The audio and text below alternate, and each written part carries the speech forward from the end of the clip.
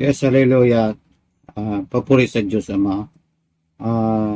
Magandang gabi sa bawat isang nanonood o nakikinig sa ating Friday devotion sa ngayong gabi. Mayroon tayong bagong tatalakayin sa ating bagong taon, bagong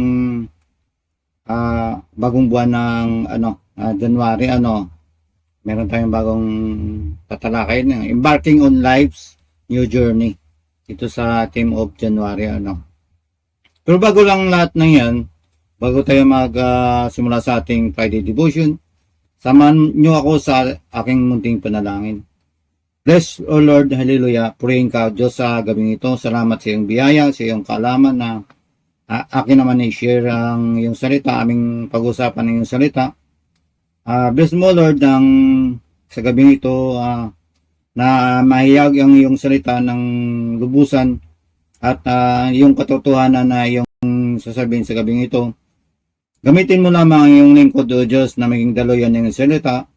Lahat ng nakikinig o nanonood na magkaroon ng kapayapaan at na maunawaan nila ang aking sasabihin sa Friday devotion na ito, na maunawaan ang iyong salita, O Diyos. Bless mo, Lord, magkaroon ng pagkaunawa ng bawat isang nakikinig o nanonood. Bless mo sa gamito ang kabutihan mo ang mahayag, O Diyos. Lahat na ito ay dinadalangin sa tanging pangalan lamang ni Jesus. Amen. Hallelujah. Embarking on life's new journey dito sa Team of January. Sa ating key verse, Joshua chapter 1 verse 1 to 3. NIV version. Kaya sabi dito, after the death of Moses, the servant of the Lord said to Joshua, son of Nun, Moses, my servant is dead. Now then you and all the people get ready to cross the Jordan River into the land that I am about to give to them. To the Israelites, I will give you every place where you set your foot as I promised Moses. Dahil ang sinasabi dito, namatay na si Moses, na lingkod ng Diyos, no? Dahil siguro sa katandaan niya na hindi siya umabot sa promisa ng Diyos na makarating sa promised land, At ang kahalili niya itong si Joshua, anak ni Nun. Siya ang alalay ni Moses, na sabi niya, tali ng tao, mga lahat ng tao ng Israelita, tatawid sila sa Jordan River at doon sabi ng Diyos, lahat ng kanilang maapakan maging kanila. Yun ang promesa ng Diyos kay Abraham, na promised land na ibibigay ng Diyos sa kanila pagkatawid nila sa Jordan River. Ganun din sa ating buhay, meron promesa ang Diyos sa atin. Papatuloy tayo sa bawat taon. Meron tayong mga bagong pagsubok, merong mga bagong haharapin sa taon na ito, 2026. At tatalakay natin ngayon ang makabuti nating harapin sa ating sunod na mga araw. Meron tayong title dito na ginawa ko, Past and Future. Meron tayong nakaraan, hindi maganda o mali o mang pagkukulang natin sa nakaraan, at harapin natin ang kinabukasan and the future. Introduction natin, embark. Himayin natin, embarking means begin a course of action.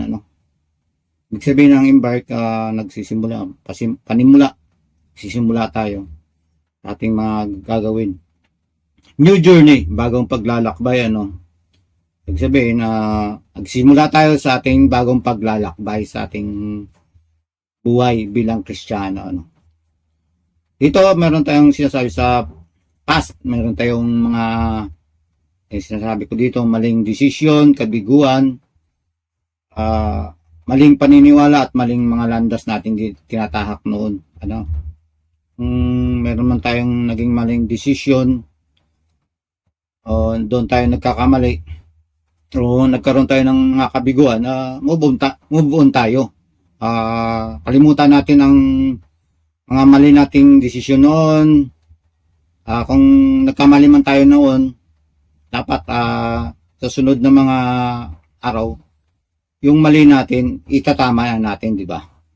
Yung kung anong naging kabiguan man natin o masakit man mga kabiguan natin dahil sa ating mga maling desisyon, move on tayo. Patuloy tayong magsusunod sa kalooban ng Diyos. Kung ano mang ng maling landas nating tinatahak natin noon, dapat itama na natin kung tayo sumusunod sa Diyos. Sinasabi dito sa Romans chapter 3 verse 23 NIV version, for all have sinned and fall short of the glory of God. Sinasabi dito, tayo lagi tayo na kakamali, nagkakasala bilang tao, minsan sinasabi hindi maiwasan o kaya sinasadya na rin yung kasalanan na ginagawa natin. Kaya tayo lumalayo sa kaluwalhatian ng Diyos, sinasabi dito, dahil sa ating mga kasalanan, dahil ba o sinasadya nating pagkasala o kukulang natin o talagang lumalayo tayo sa Diyos dahil kaya na aakay tayo sa kasalanan dahil sa maling desisyon natin o talagang nagpapaakay tayo sa kamalian, kasalanan, kaya lumalayo tayo lalo sa Diyos. Kaya kung tayo man nagkakamali o nagkakasala, move on tayo, continue tayo. At sabi dyan, yung iba kasi pagka nagkakamali, nagkakasala, nahihiya na sila, mas lalo kang hindi ka makamove on, hindi ka makapagpatuloy na sumunod sa Diyos kung ikaw patuloy pa rin na nagkakasala, nagkakamali. Dahil kung ikaw niiwas ka ng kabutihan ng Diyos, mas lalo kang maakay lagi sa kamalian o kasalanan ginagawa. Sinasabi dito, don't be afraid to start again. Di baling magpatuloy muli, wag lang magpatuloy sa mali, di ba? Kasi kung nabigo ka man noon, nung mali man nagawa mo noon, bali mag-start ka ulit, goon ka sa iyong buhay. Di baling magpatuloy muli, wag lang magpatuloy sa mali, di ba? Yung alam nating mali, wag na nating ipagpatuloy pa. Kasi diyan tayo lumalayo sa Diyos. Diyan lumalabo ang ating pag-asa ng sinasawag na ating kaligtasan na ating ihangad sa Diyos, na bibigay ng Diyos pagdating ng paghukom, Kaya ang namumuhay ka noon sa kamalian, kasalanan o maling desisyon mo, ibahin na natin ang direksyon natin, sumunod tayo sa kalooban ng Diyos. Kaya sabi dito sa 2 Corinthians chapter 5 verse 17 in NIV, therefore if anyone is in Christ, the new creation has come, the old has gone, the new is here. Kaya sabi dito, di ba kung nasa kay Kristo ka na, dapat panibago, ka na, bagong nilalang ka na. Binabago ka na ni Kristo ang yung sinaunang gawi na mali o kasalanan na ginagawa, itatakwil na, kakalimutan na, o lalayo ka na doon sa mali mong ginagawa noon o sa kasalanan mong ginagawa noon, kalimutan mo na. Binibigyan ka na ng pagkakataon ng Diyos na baguhin ang buhay mo. Dito ka na magpatuloy kalooban ng Diyos. Hindi yun sa maling kinaugalian mo nun, babalik-balikan mo pa, Hindi maganda sa paningin ng Diyos na paulit-ulit, pabalik-balik ka pa na gumagawa ng kamalian o kasalanan. Kaya sabi dito sa Greek word, metanoia, ayun ang sinasabi dito, na baguhin ng iyong pag-iisip. A total transformation. Ibig sabihin, kung yung pag-iisip mo na nasa Diyos ka na, sa Kristo ka na, hindi yung pabago-bago, paulit-ulit, pabalik-balik. Metanoia, yung pabaguhin mo na yung mindset mo sa sinasabi ngayon, na yung pag-iisip mo, focus ka sa yung pananampalataya o patuloy na nananalig sa Diyos, hindi yung pabago-bago, paulit-ulit niyang gawing mali. Kaya sabi to sa Isaiah chapter 43 verse 18, forget the former things, do not dwell on the past. Yan sabi diyan. Kalimutan na ang sinaunang bagay na mali. Hindi tayo manatili sa sinauna. Yung ibig sabihin ng past, ang mga mali natin noon, babaguhin na natin. Babaguhin natin ang estado ng ating buhay na hindi tayo paulit-ulit na bumabalik-balik sa kasalanan o mali natin ginagawa noon. Don't stick on the past. Dito natin tatalakayin sa kwento ni Story of Lot. Sa Genesis chapter 19 verse 23 to 29. Ginunaw ang Sodoma at Gomora. Mataas ng araw nang makarating si Lot sa Suwar. Saka pa lamang pinaulanan ni Yahweh ng apoy at asupre ang Sodoma at Gomora. Tinupok ni Yahweh ng apoy at asupre ang Sodoma at Gomora.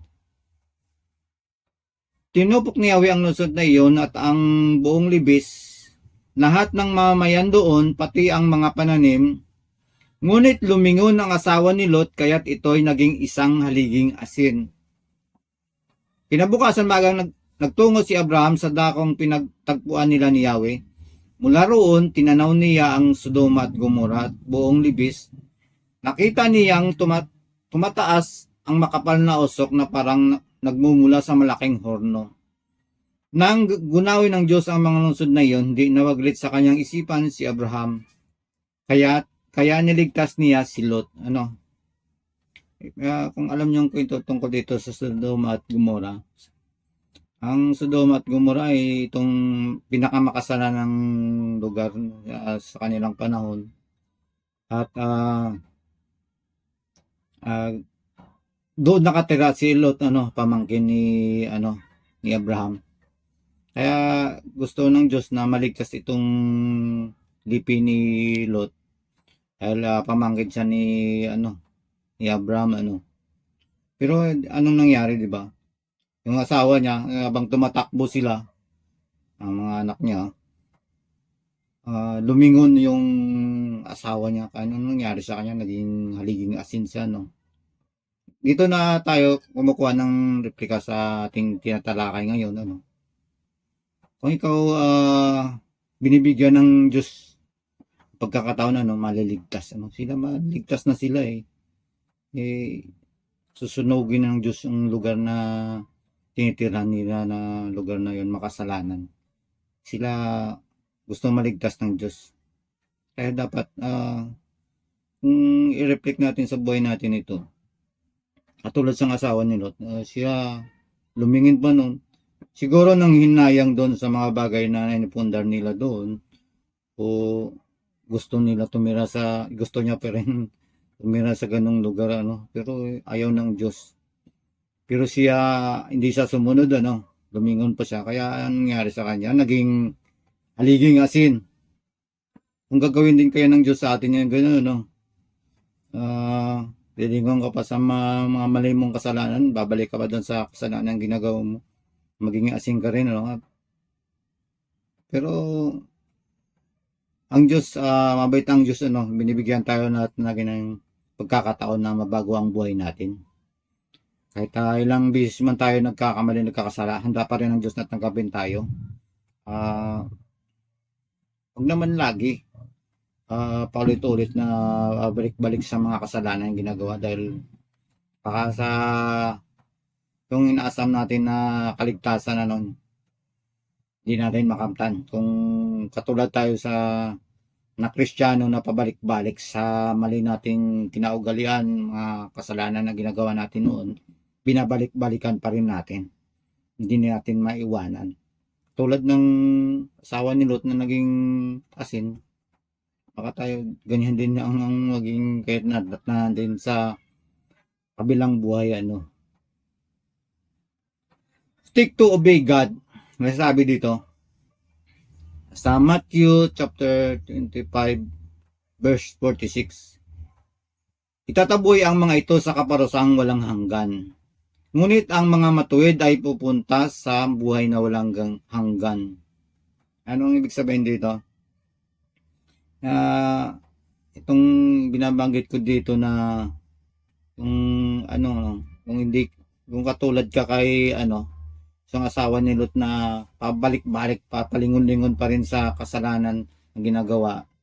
Itong sinasabi dito sa Matthew chapter 25 verse 46, itataboy ang mga ito sa kaparusahang walang hanggan. Ito yung impyerno, di ba? Kung ikaw ulit-ulit ka, kahit Kristiyano ka na pabalik-balik ka pa rin sa kasalanan ginagawa mo noon, itong magiging kahinatnan natin pagdating ng paghukom. Ang sinasabi ito, kaparusahan walang hanggan. Itong impyerno.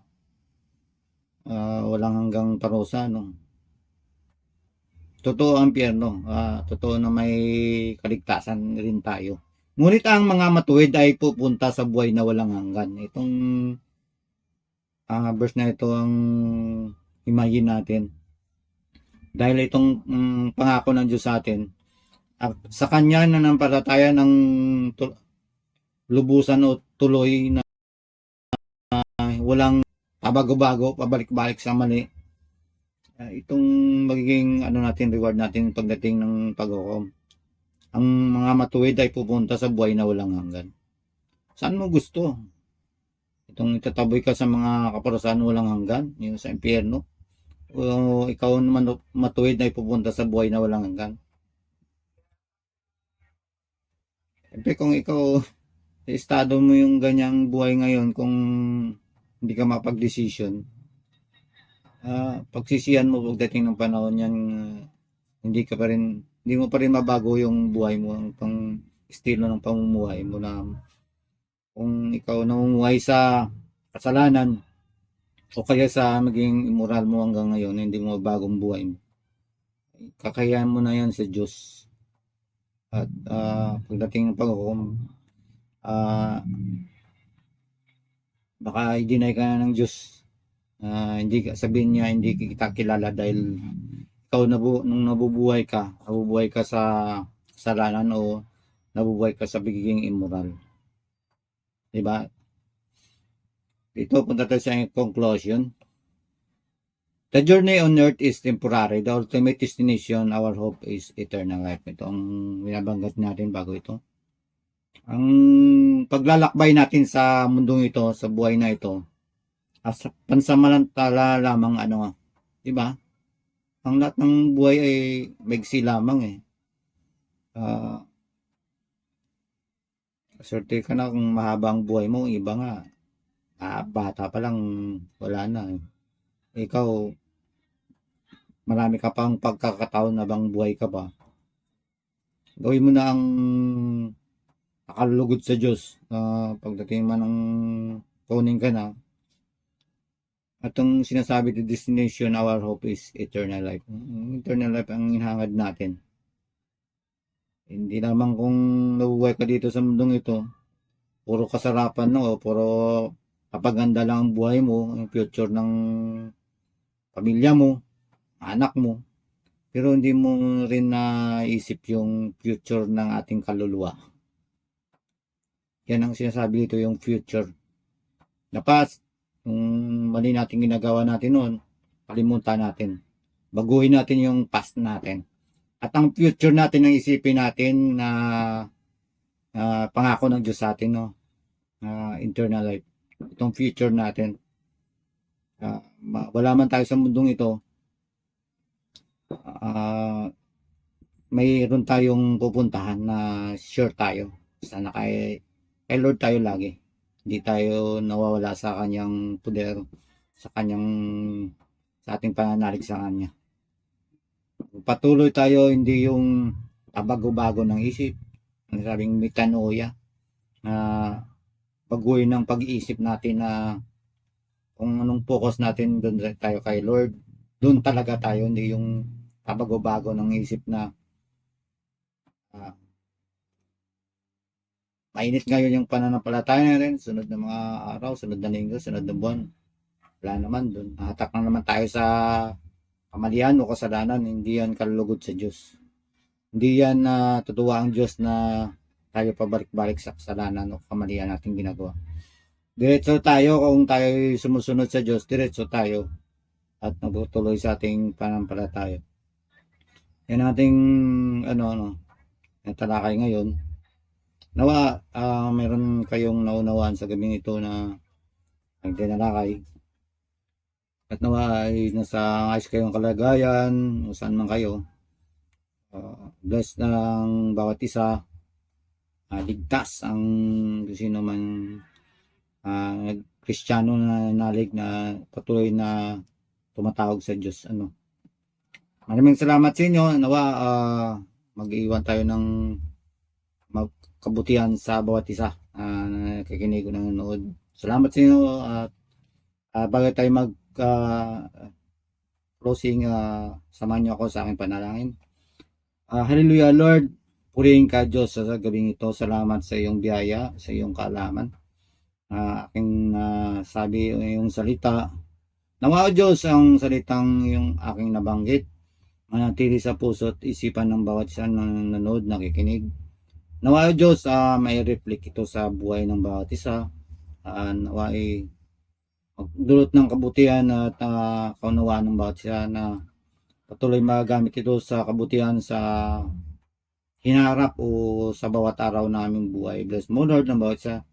Maging ligtas ang patuloy na nalig sa iyo, kaming nanampalataya sa iyo. Patuloy mo bless ang bawat Kristiyano na patuloy na maasa sa iyong salita. Just bless mo Lord, in Jesus name we pray, amen.